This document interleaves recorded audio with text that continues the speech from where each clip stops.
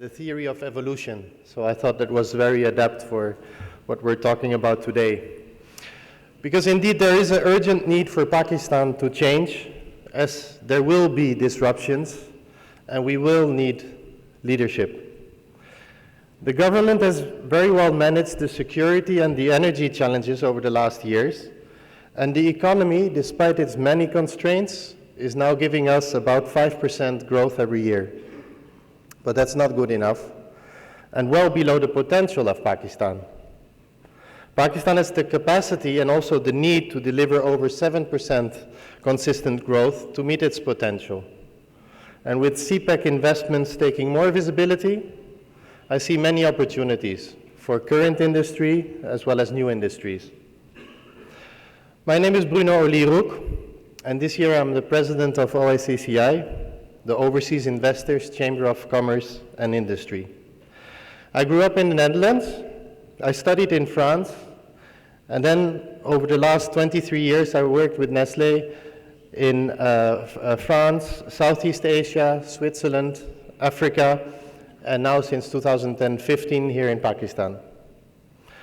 I thank you for giving me the opportunity to be part of this event, gathering highly competent and well-known leaders of industry, commerce, and government.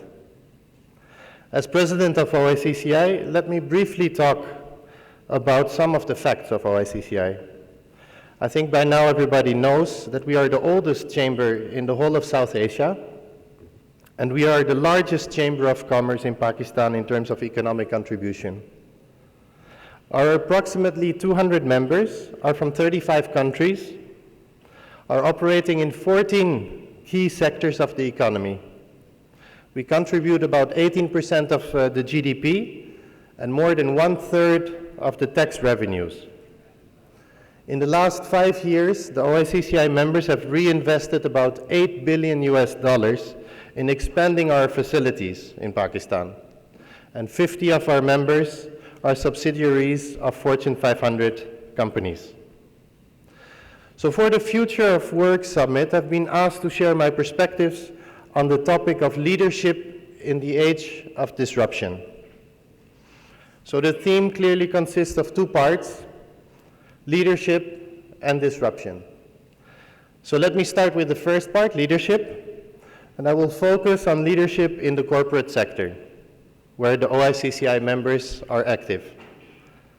OICCI's purpose is to promote overseas investment by leveraging our combined global experience for the benefit of our members and also for the benefit of Pakistan. The OICCI members are indeed recognized for the thought leadership that they have provided over the years. We're looked upon as agents of change, and our latest initiative of OICCI Women Empowering for a Brighter Tomorrow is a landmark initiative wanting to build more gender-balanced workforce and to make women equal contributors to the socio-economic growth of Pakistan.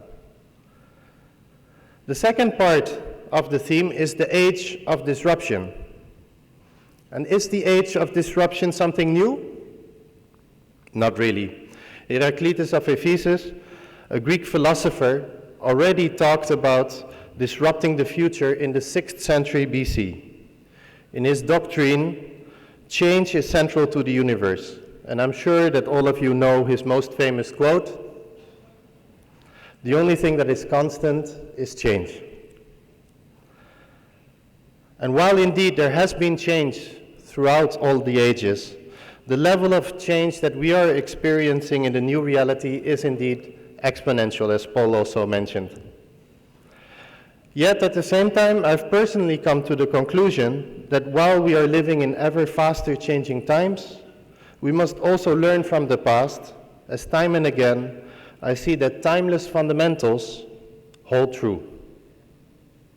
It's just that the processes are expressed in new ways, utilizing new technology, and indeed evolving with more speed.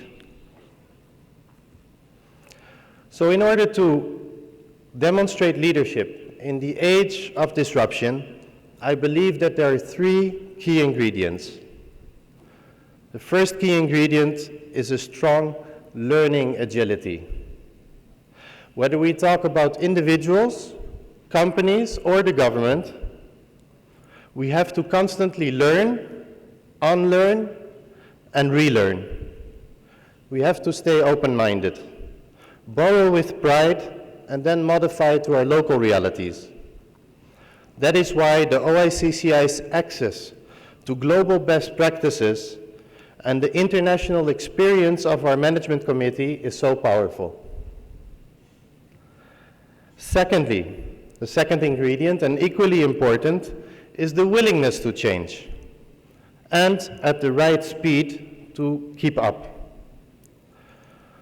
While Pakistan has clearly expressed its willingness to change and established the Board of Investment to focus on improving the ease of doing business in Pakistan since 1992, Pakistan has been sliding in the ranks of the World Bank survey Ease of Doing Business.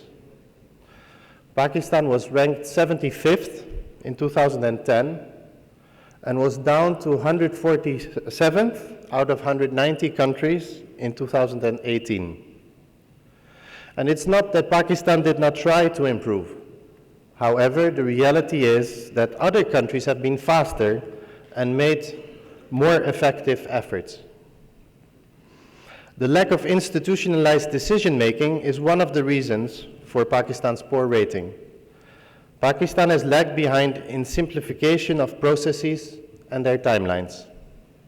If I share with you some examples, why does it take 208 days in Pakistan while only 25 days in Indonesia to register a property? It takes 260 days to obtain construction permits, whereas in Sri Lanka it takes only 115 days.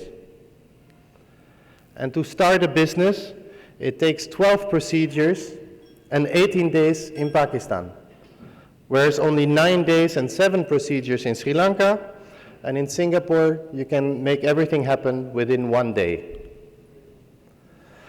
So the third and final ingredient I want to talk about is leveraging technologies. Adapting the latest technologies allow companies and countries to leapfrog. Technologies make processes not just more efficient, but they can equally improve and transform lives.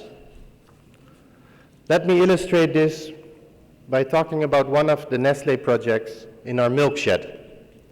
We buy milk from small farmers that live sometimes over 1 hour away from the closest bank. And many of those farmers cannot read nor write.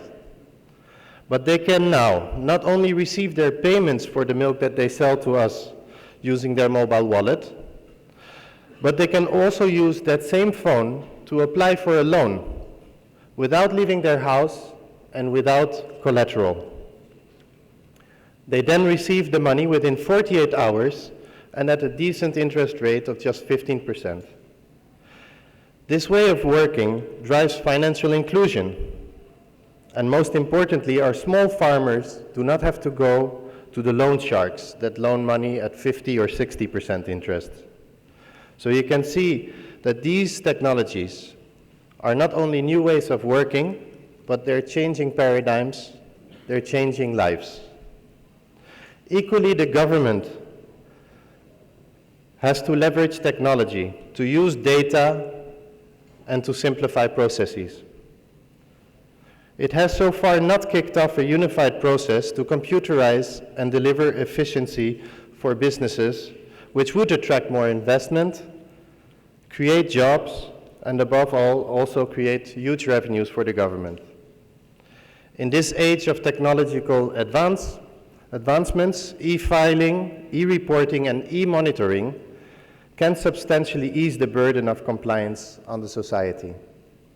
OICCI has consistently been saying that broadening the tax base in Pakistan is possible through data mining and investment in technology to monitor trends and compliance, and equally important, monitor the non-compliance.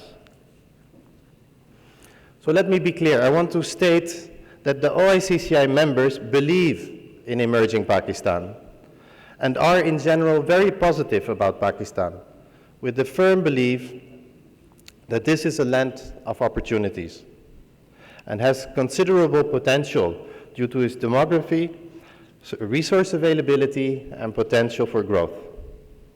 This overall perspective has been further reinforced by an improved security and energy situation, which is widely recognized. Unfortunately, we have not yet been able to realize this potential or to take advantages of the bright spots in the economy. The main areas of concern relate to an unfair tax regime, interprovincial coordination issues, less than satisfactory engagement by authority on policy implementation, and growing ad hocism. It makes for an uneven playing field for the regulated, compliant, formal sector, and makes it too easy to do business for the unregulated, informal, non-tax-paying players in the economy. So to help overcome these negatives, the OICCI recommends to set up a Pakistan Economic Council. This would be an advisory body that consists of key people from the federal and provincial government, together with BOI and representatives from the private sector, to jointly work on pressing issues we all face. So let me bring it all together by saying that the only thing that will not change is change itself. So let us embrace change and show leadership. Let us be open-minded, leverage technology, and let us work together, the private and public sector, on our common issues for a brighter and better tomorrow, inshallah. Thank you very much.